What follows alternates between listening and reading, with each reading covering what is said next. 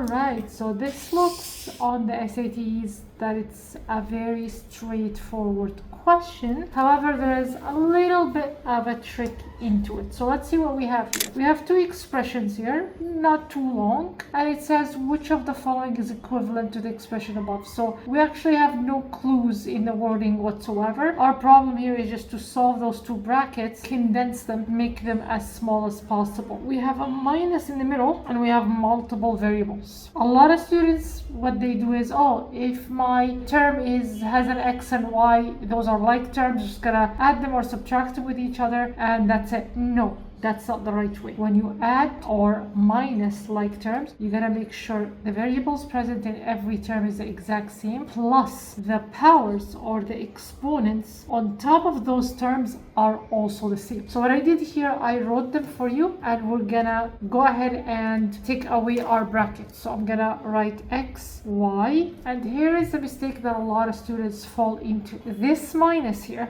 gets multiplied in every term inside that bracket. So we're gonna have a sign change in all of them. So we have a minus times minus x squared y. It actually turns into a plus. That's gonna matter when you add like terms and collect them. So watch out. A lot of students don't care. They say, oh, it's just a minus, I'm gonna go ahead and minus them. Minus times positive is minus 3xy squared. And finally, minus times a minus 3y squared is positive 3y squared. Now I gotta add and collect like terms. So I have x squared y here, and I have 1x squared y here. What a lot of students also fall into a problem is they think there is a zeros here, and then that's it, they said 0. Whenever you don't have any coefficient in front, you gotta act that there is a 1 here. So I'm gonna add those together, so I'm gonna get 2y.